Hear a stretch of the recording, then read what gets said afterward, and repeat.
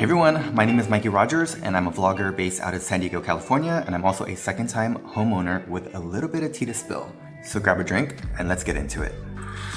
I've got some advice for first-time homebuyers that I wish I knew years ago. So if this sounds like you, you're in the right place. Here are 2 financial misconceptions about buying your first home. Misconception number 1, you can't afford it because you don't have enough for a down payment.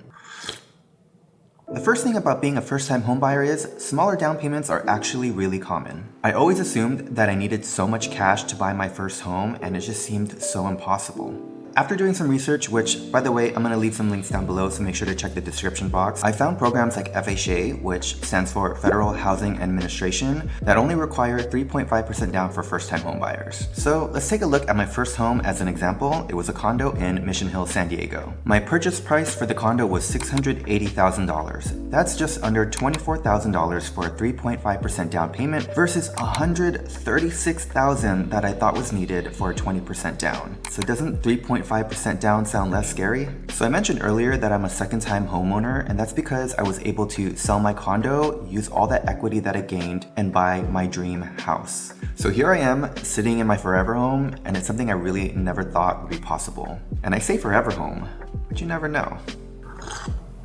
And here's a little side tea. I've been asked quite often what I do for a living when people see my house, but honestly, I'm just your average hardworking guy who had the right information at the right time, and I'm here to share that with you. Misconception number 2, you can't afford a mortgage because it costs more than renting. This was my second biggest fear.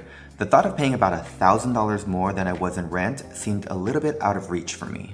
And you know, that number will be different for everyone depending on the budget of the house you're looking at, and as it relates to your current rent, it could be more or it could be less. But at that time for me, that was a scenario based on the budget of the condos that I was looking at. And listening to myself say this out loud sounds a little crazy because now I'm thinking about like the 10 years of rent I was paying prior to purchasing my condo. And let's just say, when I calculate all that out, I pretty much helped someone else pay off their mortgage. And I know that paying more a month sounds scary, but here's the tea.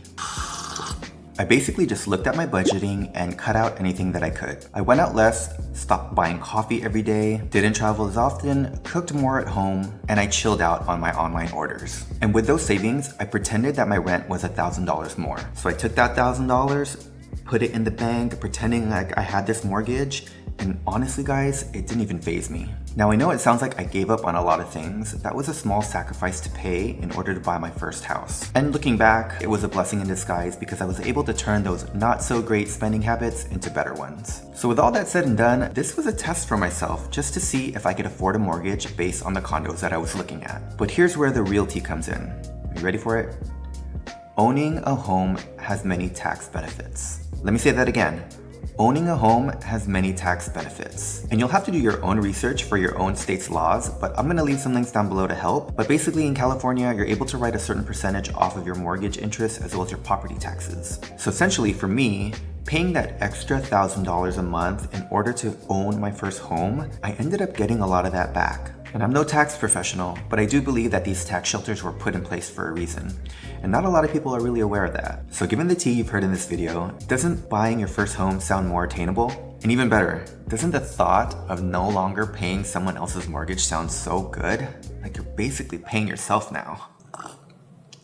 So to end our little tea session, I just want to say that I know everyone's situation is different. But I do hope that this video brought you some helpful tips so that you can start to think about some real life changes to make so that you can buy your first home. I mean, just think about it. You'd own your own home, you'd be building equity, and you'd be building your future. All right, that's going to be it for me. Thank you for joining my little tea session. Again, my name is Mikey Rogers, and I'm a vlogger based out in San Diego, California, and I hope to catch you in the next one. Bye, everyone.